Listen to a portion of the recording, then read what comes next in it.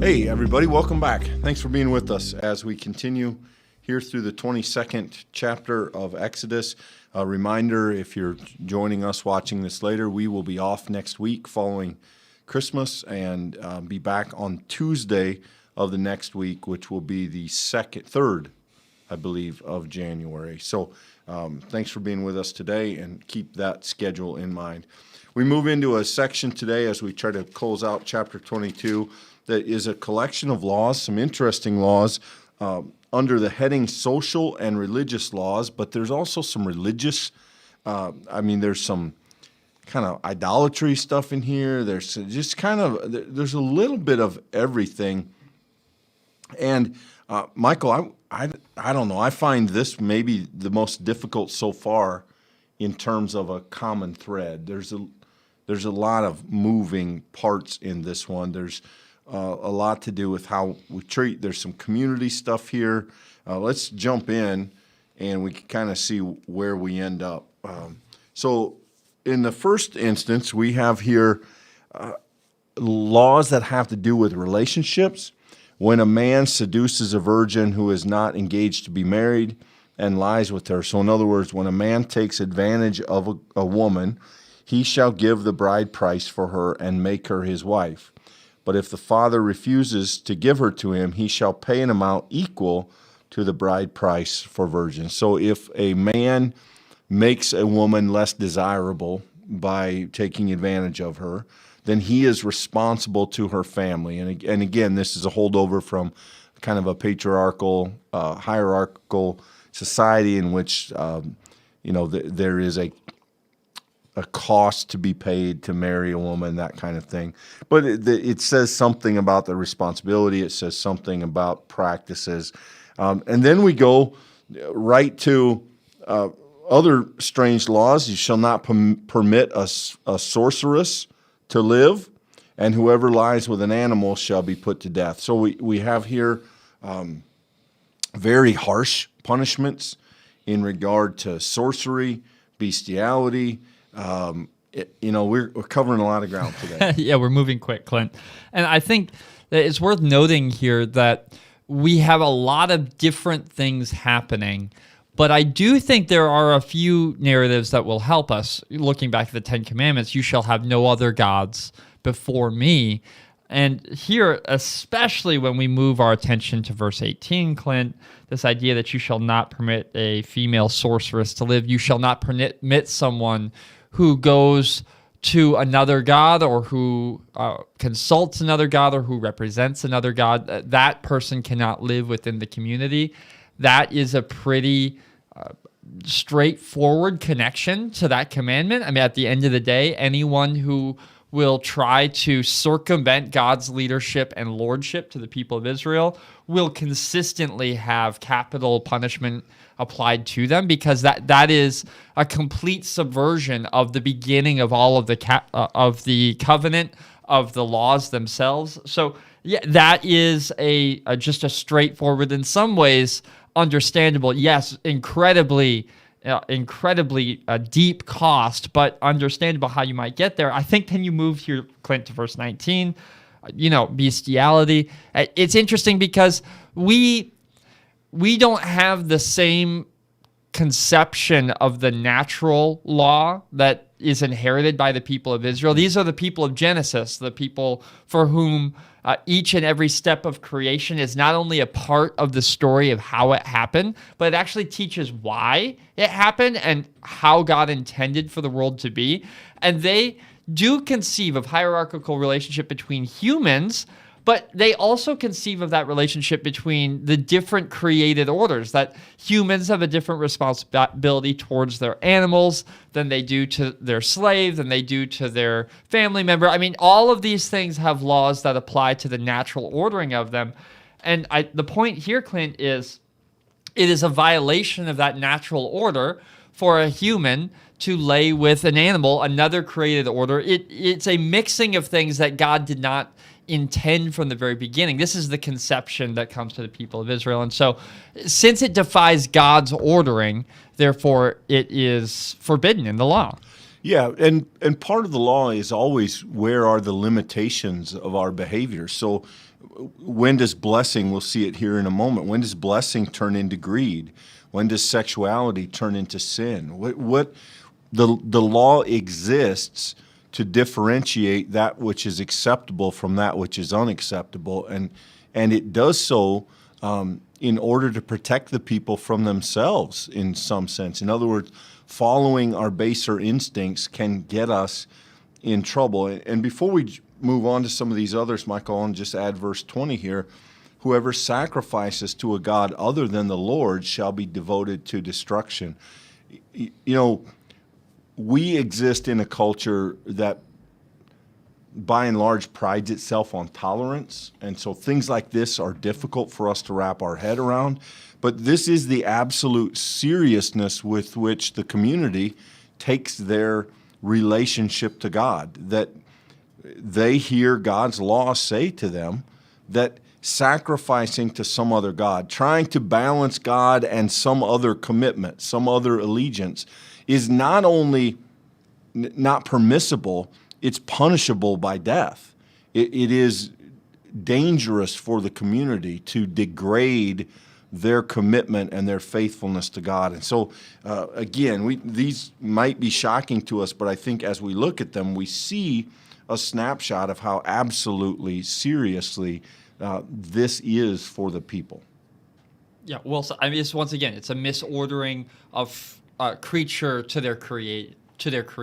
There's a responsibility that comes by being made and called to worship the one true God. And when you have someone within the called covenantal community worshiping to another god, that is a violation of the first and most important tenet of the law. Yeah, then we move on, and I think we get interesting, and I think important. You know, maybe some of these other laws make sense to us. I think it is. These are important because they give us a sense of what matters to God in regard to the people. So let me read 21 through 24 here. You shall not wrong or oppress a resident alien, for you were aliens in the land of Egypt. You shall not abuse a widow or orphan. If you abuse them when they cry out to me, I will surely heed their cry. My wrath will burn, and I will kill you with the sword, and your wives shall become widows, and your children orphans. And let me go on a little bit further. If you lend money to my people, to the poor among you, you shall not deal with them as a creditor. You shall not exact interest from them. If you take your neighbor's cloak in pawn, you shall restore it before the sun goes down, for it may be your neighbor's only clothing to use as cover. In what else shall that person sleep? And if your neighbor cries out to me, I will listen, for I am compassionate. These are huge themes throughout the law. They tend to get missed. Sometimes they tend to get overlooked or de-emphasized. But built in to what God demands of the people is a bent, a bias toward taking care of the vulnerable. The alien who resides among you, the poor, the widow, the ones at the bottom of the ladder are especially targeted by God in the protection of the law. And the people are given very explicit instructions not to take advantage of those who really can't defend themselves, who really can't protect themselves from those kind of abuses. And that is something of the heart and the character of God that we see throughout the law. You know, it says it here, for I am compassionate. And compassionate's a tough word in a section that says kill a person for this and kill a person for that, but this does say something about how Israel is expected to treat those who are in danger of being taken advantage of, and the responsibility always lies with those who have power and not with those who don't. Now, let's dig into that for just a moment here, Clint, because you're exactly right. There is a revelatory expectation that we have just received here from the law. Why are we supposed to behave this way towards our neighbor? It says explicitly that God listens because God is compassionate. So this is the revelation of God, that God is compassionate. So what kind of compassion is it in the midst with such other difficult language sprinkled in? And I think if we're going to reflect on that for a moment, the sins that we've seen labeled as being worthy of significant consequence thus far are things that are either undertaken for the sake of personal pleasure or satisfaction, or for the sake of personal advancement, for enriching oneself, for putting oneself at the center of a financial system or a hierarchical system and using it for your own gain. These are the places where God says, if you can't circumvent the covenantal relationship with God, and you shouldn't put your own advancement at the center. Here, there are strict limitations put upon your ability to use the poor to your own gain. If they don't have another cloak, you can't take their cloak. If they are a resident alien and therefore they don't have a voice, you shouldn't abuse them. This is God expressing concern for his character being reflected in the community itself. And yes, the character of God will often cause us to brush up against things that are uncomfortable for us, because when we do find the line, there's often stringent expectations held there, Clint. But if you're willing to step back and for a moment to really dig into what's happening here, God is revealing that there's a different order to this law, that it's not about you using the law to your own gain. To what extent can I go so that I can exact the most interest and still be legal? No, the question is, how can I, like God, be compassionate? What does it look like for you to have a compassionate relation to neighbor, or for you to have a pure relationship with your animal, or for your servant, or whatever the category that the law is addressing at the time? There is a revelatory intent here, and I think that if we pass by it, and if we are maybe even distracted by some of the more difficult themes in this section, Clint, we're going to miss what is intended to be a revolutionary word. I mean, this is supposed to counter the people's temptation for self-aggrandizement, and it does so if we're willing to hear it. Agreed, Michael. And I think it also connects them to a sort of communal memory that asks them to keep in mind that they were the vulnerable ones. That in connecting this with the land, you were aliens in the land of Egypt, so you know better.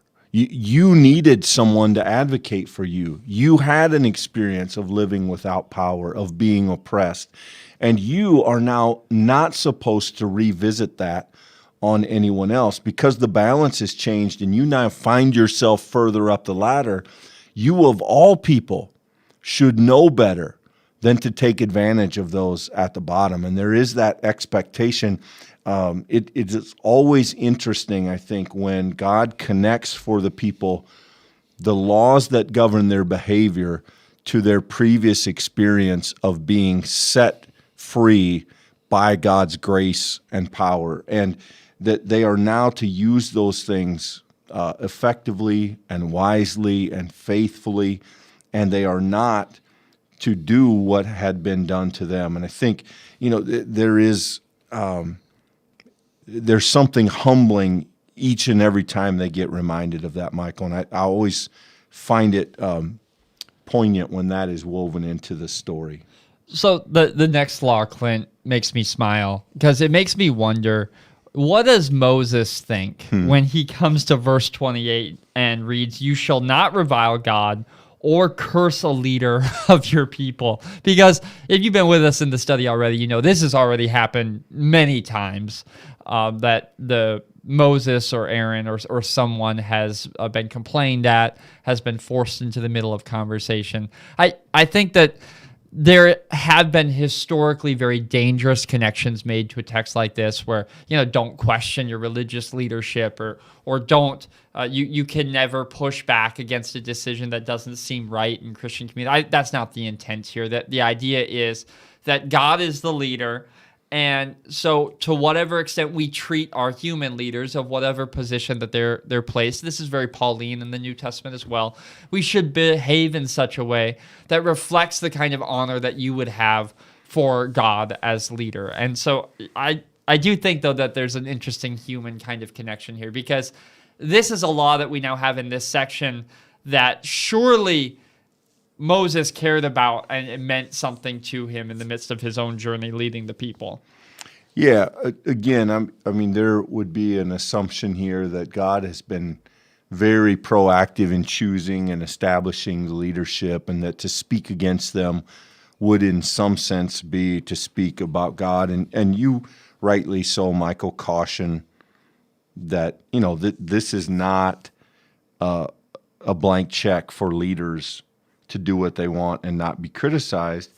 Though I do think in the moment we live in, this is a good reminder to Christians that generally speaking, we should bite our words when they're not, or bite our tongues when our words are not productive.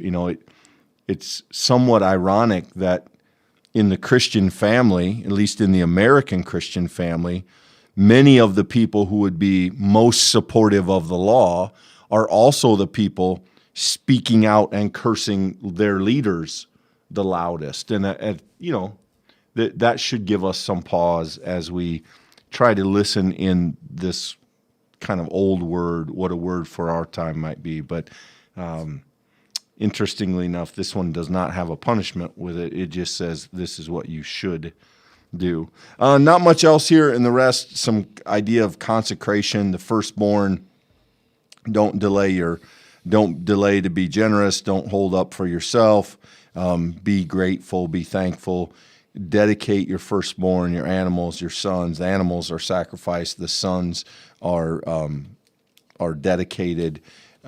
Consecrated is the word here. And then there's an interesting thing. Verse 31 at the end of this chapter, you shall be people consecrated to me. The word consecrated means to set apart or to make holy. Therefore, you shall not eat any meat that is mangled by beasts in the field, and you shall throw it to the dogs. Now, okay, the part that follows that up, don't eat mangled meat, is interesting, and we could have lots of conversation about that. But I think whenever the law connects the Israelites' behavior to you are my people, you are a consecrated people, I think that's a helpful conversation. I think that all Christians can benefit from examining our behavior and the expectations of our behavior based in the back part of that sentence, you are a consecrated people, so ... And in this case, it gives an obscure food reference, but we could have lots of conversations about what it means that we are a consecrated people and how that should, in every instance, dictate our behavior, our speech, our language, and the way we live. And I think, the law, as we continue to work our way through this, you will see this kind of language more often. But keep in mind that what we do in the legal sense, what we are supposed to do, we are supposed to do because God has already done something. And I think, this is a nice example of that. I think you said that really well, Clint, and I only add to it that there is a human temptation here to say, well, this obscure reference, this idea of the meat mangled, that makes no sense. And so we throw out the whole idea as if it doesn't apply to us. I think the force of this argument is, no, you are a consecrated people, so it should change something about the practical way that you live. And let us not get through a text like this and think to ourselves, so I'm off the hook, right? Like the mangled meat comment, no, I'm out. This doesn't apply to me. No, every one of us should be able to point to something in our life that is actually different because you're set apart. That a way that another could see, no, this is a choice or behavior or value that is truly reflected in my life and is there because of what God has done for me. If we couldn't name that, then I think that's an invitation to do some self-reflection and prayer. I also think it's a place where we could apply our own ongoing prayers. God, help me to inculcate or help me to grow these places by the power of your word, real differences in my life so that my faith is not in word alone, but in deed as well. Yeah, you mentioned, and maybe we could at some point go into a longer conversation about this, Michael. You mentioned natural theology, and the Old Testament law has a bent toward things that are whole, things that are quote unquote pure, things that are natural. Our own understanding of law would not share all of those assumptions in every regard. But the idea of connecting our behavior with God's work is completely,